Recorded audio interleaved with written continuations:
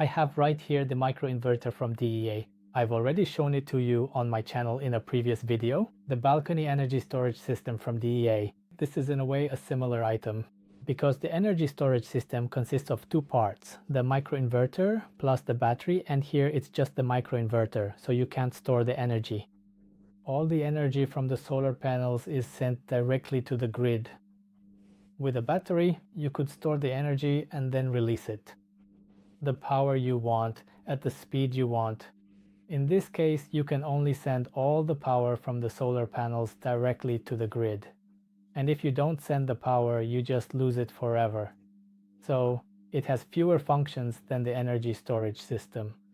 But it's much cheaper because you don't have to buy the expensive battery. You only have the microinverter, and as you can see, there are many models available depending on how many MC4 inputs you want. This model has 4 inputs, so you can connect 4 solar panels to it. And depending on the power of the solar panels, this model can support up to 1600 watts, so 4 solar panels of 400 watts each. But if you have more powerful solar panels, you can buy a higher model, or if you don't need that much power, you can buy a lower model. You can find something that will suit you. And let's begin by unboxing this box and take a look at what we actually receive inside the package. Right here we can see the full installation setup. Here is the microinverter. It is not too small and not too big either. You can clearly see its size right here. Now, over here we have 4 inputs for the solar panels, and you can find their specific names on the back. Right here is the main connector to the grid. We also have a special tool included for disconnecting this cable, and there is a second manual in the box.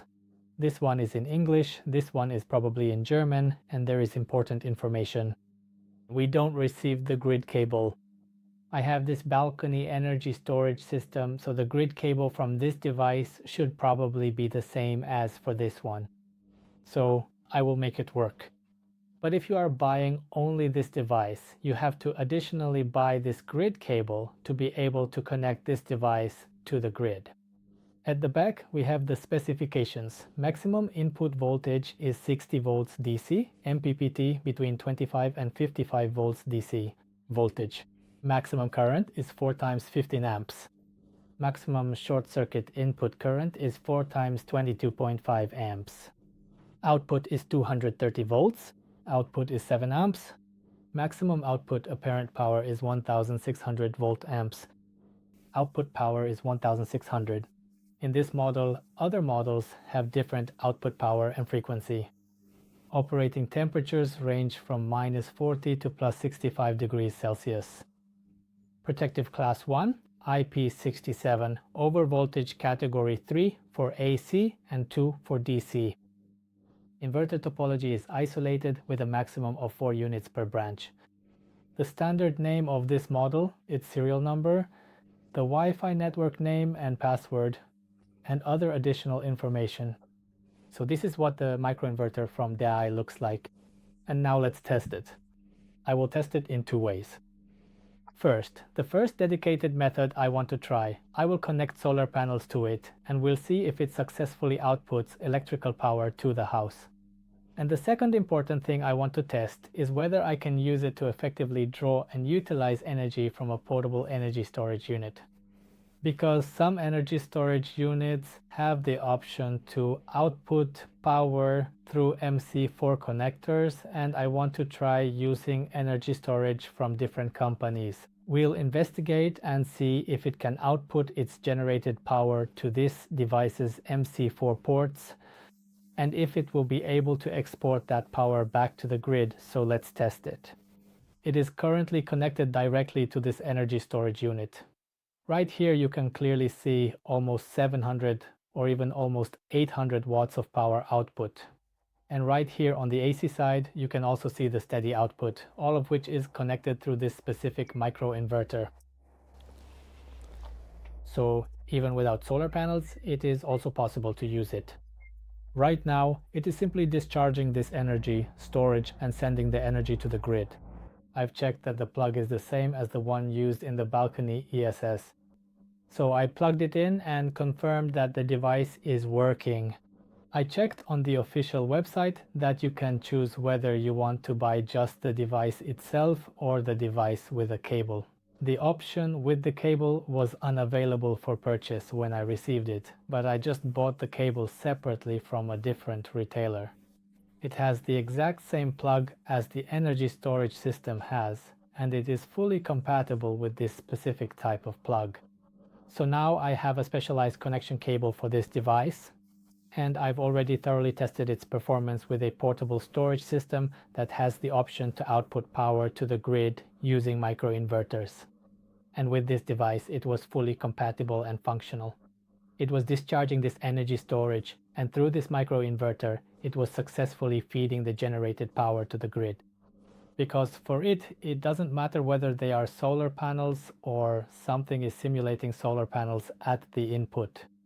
This device doesn't know the difference. So if the energy storage outputs power as if it were a solar panel, it just accepts it and sets it accordingly. I completely agree.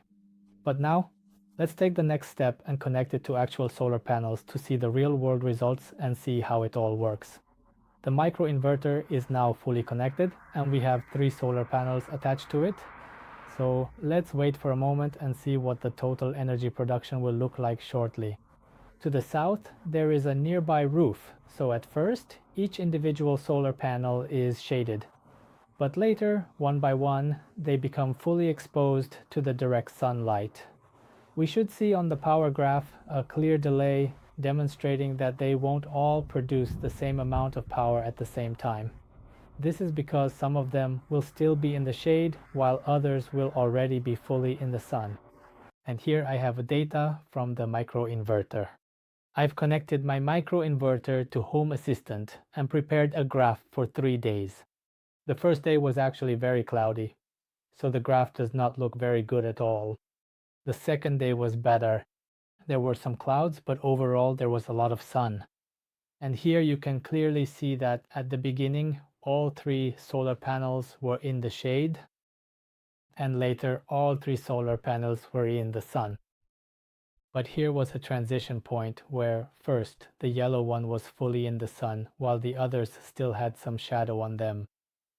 Later, the red one. The first panel was fully exposed to the direct sun, and the very last one was the blue one, which remained in the dark shadow the longest. So we can clearly observe and see this difference in production at this transition moment.